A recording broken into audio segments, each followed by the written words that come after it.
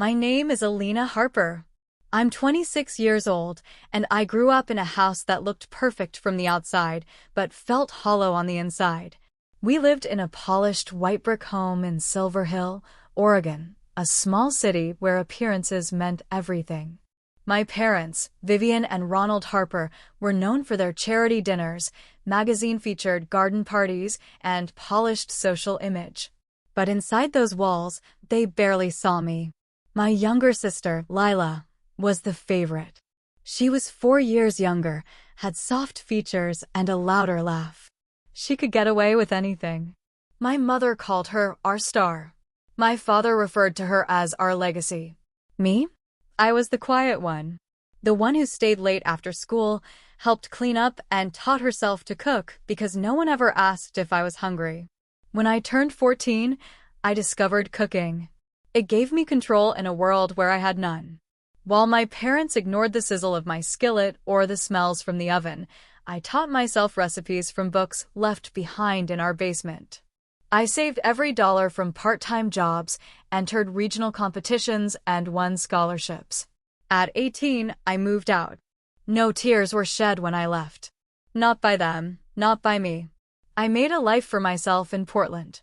I worked in kitchens, learned from mentors, and finally found a rhythm. By 25, I was a lead chef at a small bistro downtown. That was also the year I met Ethan Cole. Ethan was a food photographer with calm eyes and a smile that felt honest. He was the first person who didn't look past me. He noticed my work, asked questions that mattered, and showed up when he said he would. For someone raised around emotional absence, that meant everything. We dated for almost 2 years before he proposed. It was a quiet moment, just the two of us in our kitchen, with flour on my cheek and a ring in his hand. I said yes. For the first time, I thought maybe things could be different. The engagement felt like the start of something clean and new. I didn't expect my parents to care. But one morning, my phone lit up with a message from my mother. "We'd like to contribute to the wedding, $50,000. Consider it a gift." I stared at the message for several minutes. Ethan saw the look on my face. "Everything okay?" he asked. I showed him the text. He raised an eyebrow. "That's unexpected." Vivian and Ronald hadn't visited in years. They hadn't even met Ethan. Now they wanted to throw money into our wedding? I don't trust it, I admitted. But $50,000 could help. Venues in Portland aren't cheap. Ethan nodded slowly. "If we do accept it, we keep everything in writing. And we stay in control." I agreed, though unease simmered in my chest. Still, a part of me wondered, maybe they were trying. Maybe this was their way of making up for years of silence. They insisted on planning a rehearsal dinner and said they'd fly in for the weekend before the wedding. My mother even scheduled a dress shopping trip, her first real attempt to be involved in anything about me. It almost felt normal. But just beneath the surface, something felt off. They asked few questions about Ethan, showed no interest in the ceremony details, and made vague comments about prior commitments. My gut told me they were more invested in how they looked than in who I was becoming. Then came the dinner rehearsal. They didn't show up. We waited over an hour. The restaurant manager finally asked if we wanted to be seated without them. I was humiliated. Ethan's parents were there, confused. My best friend looked furious. My phone rang once, Vivian's name. I picked up. "Sorry, something came up," she said flatly.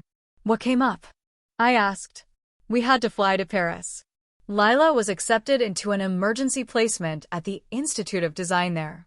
A once-in-a-lifetime opportunity. I blinked. "You left."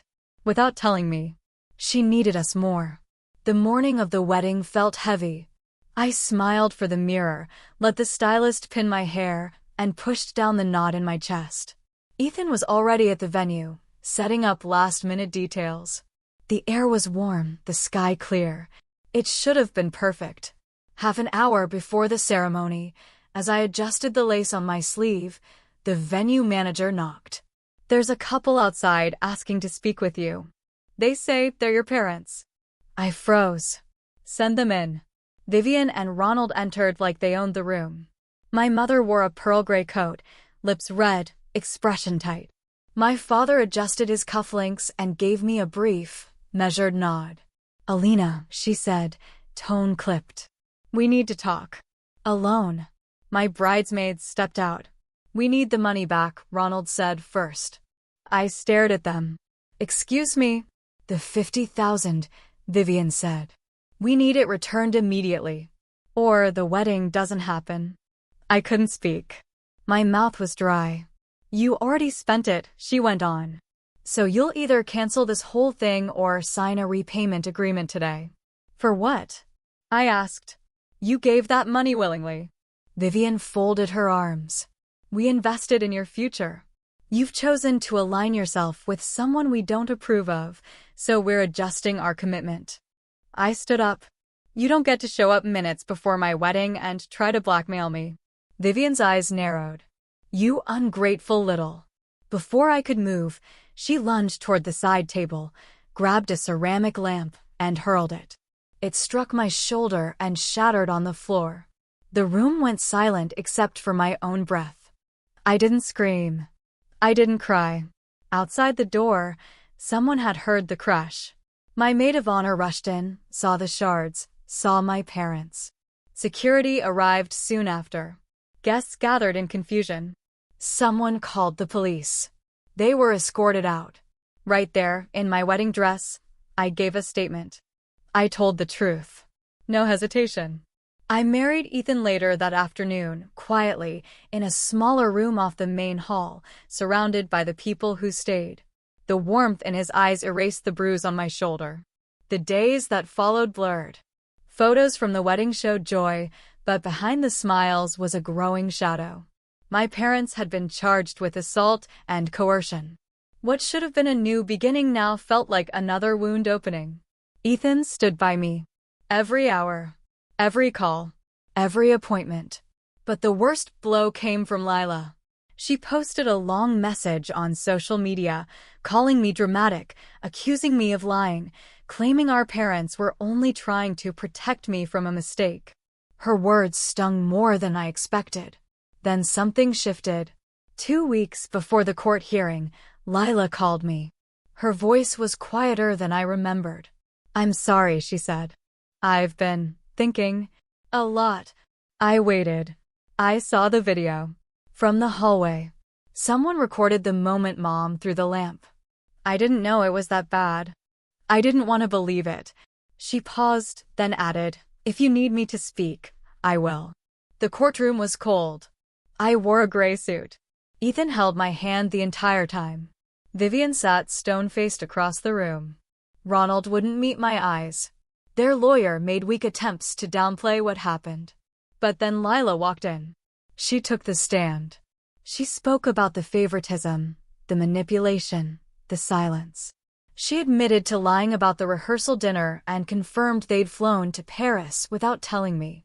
She described years of emotional distance and control masked as parenting. It broke something in me, something heavy and deep, but it also began to heal.